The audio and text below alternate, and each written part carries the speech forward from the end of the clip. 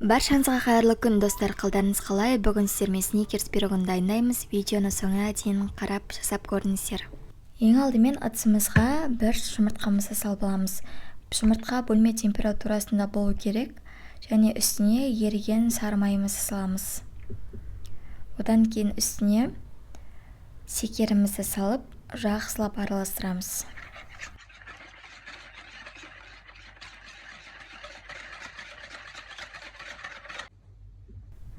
Жақсылап араластырып болып, құрғақ өнімдерімізді дайындаймыз. Мына жерде ұн, какао, разрыхитель үшеуін бірге араластырып, жаңағы массамызға құйып, жұмсақ қамыр илейміз.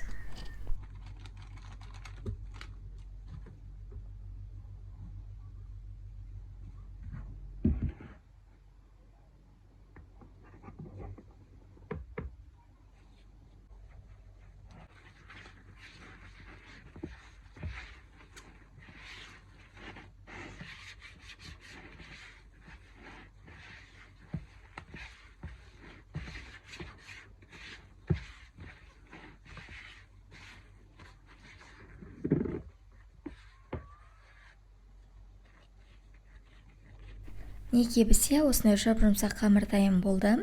Енді оны формамызға салып аламыз.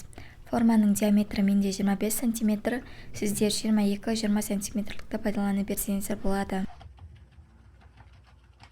Тестамызды формамызға жақсылап жайып шығамыз. Неге бізде әдемі болып шықты. Және ішіне начинкасын дайындаймыз. Ең алдымен бізге осындай арахис қажет болады. Және үстіне қойытылған варенканы қолданамыз. Менде мына жерде қою түр желанияның варенкасы. Ең сапалылары осы түр желания және диповский түрлері. Тек қана осы екеуін пайдалануды ұсынамын сіздерге. Себебі бұл қою болып шығады. Рогалики, басқашта пирогтарға жақсы келеді. Және осы екеуін араластырамыз жақсылап. Одан кейін осыны жаңағы дайындап қойған тестамызға жағып шығамыз.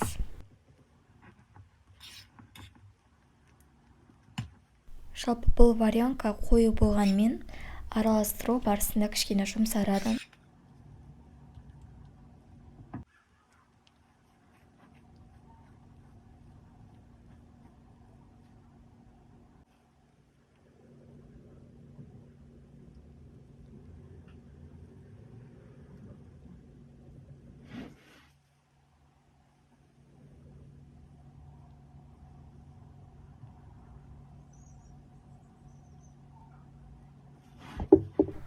Начинкасын салып, жақсылап тегістеп аламыз.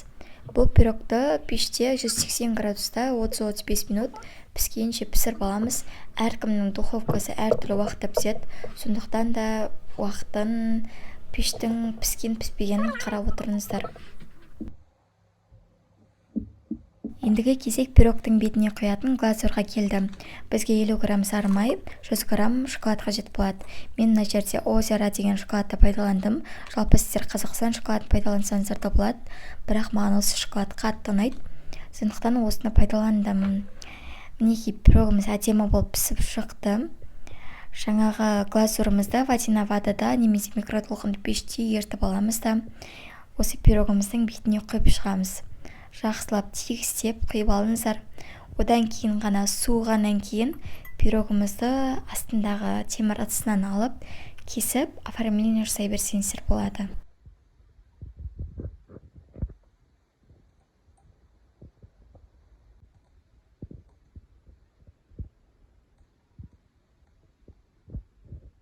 Мінекей достар, пирогымыз осылай әдемі болып дайын болды. Мен оформлениеге құлпынайды пайдаландым. Құлпынай менің өте әдемі үйлеседі. Бұл пирогты міндетті түрде жасап көріңіздер.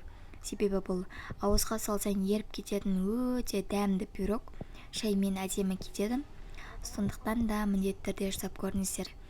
Қонақтарыңызға да осы пирогты жасап беріп қуансаңыздар болады. Сіздермен болған айдана менің каналымды қолдап кетуді ұмытпаңыздар. Келесі видеода көріскенше аман сау болыңыздар.